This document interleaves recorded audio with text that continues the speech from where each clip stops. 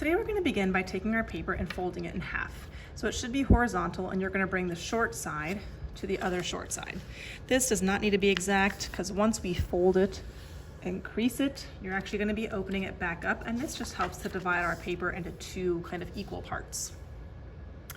We're going to be creating hot chocolate, coffee, kind of tea mugs, and we're gonna do a few different ones, and then you can pick your favorite shape to make your final one. You do wanna draw big. We're gonna do one on the front and on this side, and we're gonna do an extra one on the back.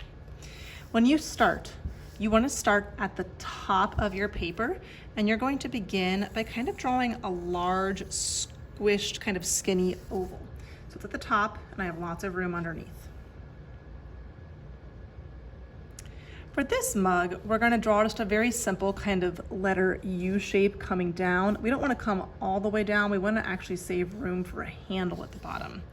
So starting at one edge, I'm gonna kind of come down, down, down, and then I'll kind of come over and back to the other side. And if you mess up a little bit like me, not a big deal. I can erase that and kind of smooth that line out just a little bit. Now normally we're gonna draw the mug obviously on the side, but we're actually gonna draw the mug kind of detached because it'll make it easier when it comes time to cut it out and put it on our paper. So I'm gonna draw kind of like a big, almost like rainbow line that goes to the very bottom of my paper. And we don't want our mug to be, our handle to be super skinny. So I'm gonna move my pencil in quite a bit and do a nice kind of sturdy handle. So this will get cut out and this gets cut away. Again, we're doing a few different ones, and you only need one good one. So if you don't like that one, it's okay. We're gonna try a new one.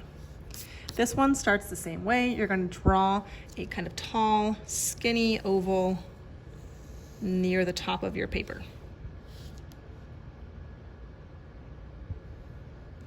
This one, instead of being like a U, you're gonna actually start right at the edge, and you're gonna draw kind of a straight line that comes down, kind of angling in. We'll do the same thing on the other side. So a diagonal line kind of coming down.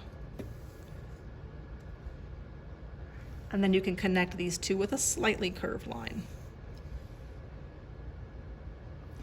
I'm gonna do another handle here. I'm gonna make it a little bit different. It could be the same shape, but I'm gonna kind of try almost more like a curved, almost like I'm drawing half of a heart. Kind of looks like half of a heart a little bit. And then again, I don't want to start here to draw the inside line. I want to bump it out so it's a nice sturdy handle. So another line that kind of mimics that same line.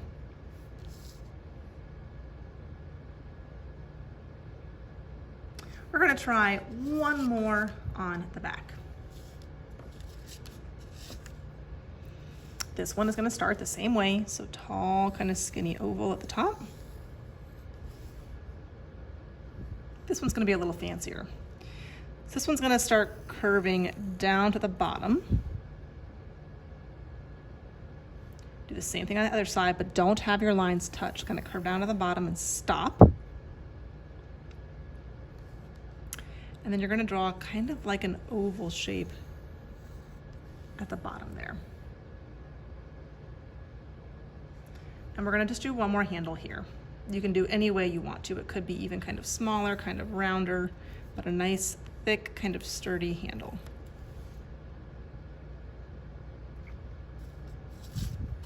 Now you are going to look at your three different kind of mug and glass shapes, and you're gonna pick out your favorite one. It's really up to you. Whichever one you pick, we're gonna draw one extra line in here. You're gonna start in the middle, and you're gonna kind of draw one more curved line inside your oval. This is gonna be where our hot chocolate is kind of sitting, and this top little line is just part of the mug because it's not all the way full to the brim. Once you've chosen your favorite mug, you're gonna use a black permanent marker to trace back on top of your pencil lines. You need this black permanent marker to be a nice, bold, thick outline, so you're probably gonna have to draw kind of over the same line more than once. Once you finish the mug, make sure to also trace over one of the handles. If you like one of the handles on the back, just be sure that it's not overlapping the mug you drew on the front because you don't want to cut any of the mug off. You will then use gold and silver metallic paint sticks to add some pattern to the outside of your mug. It could be polka dots, stripes, wavy lines. You can create the design.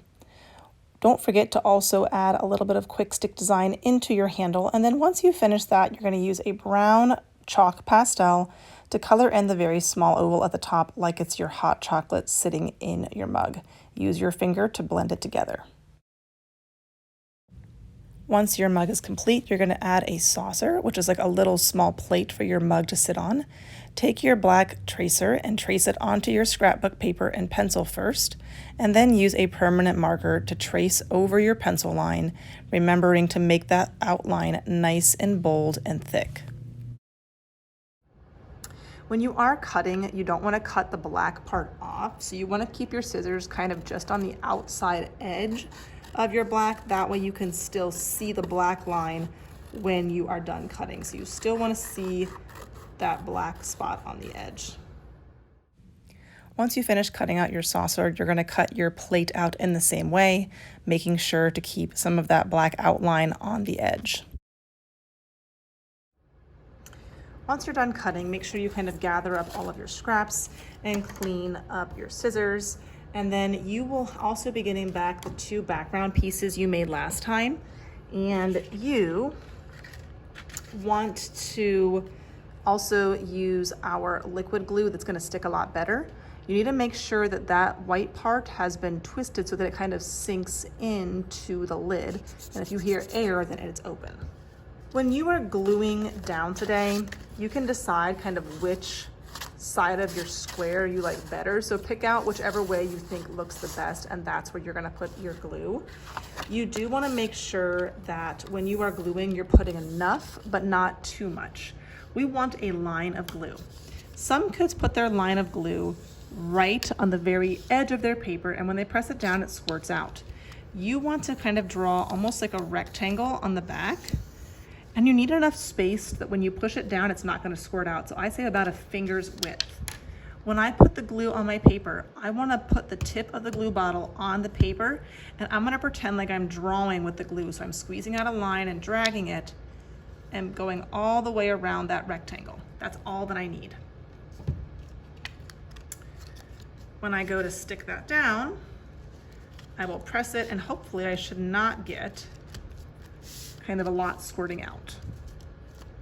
The next thing I will glue down, and make sure it's all the way at your edges, is my little saucer. So it's going to fit all the way on the table, and I want to make sure that I'm putting glue on the side where my black line isn't. And it's the same thing. I can just take my glue and kind of draw a little line of glue on the piece, making sure I leave enough space so that when I stick it down, it doesn't squirt out the edges. And then I would glue down your coffee mug first, kind of sitting in the middle, or your hot chocolate mug, sitting in the middle of your saucer. Same thing, draw a little line kind of around and following the shape of your mug. Press it down. And then I think the handle tends to look better if you glue it so it's kind of sticking behind the mug a little bit. So I'm just gonna put a small little line of glue on my mug, and then I'm gonna slide it just a little bit behind the mug and then press it into place.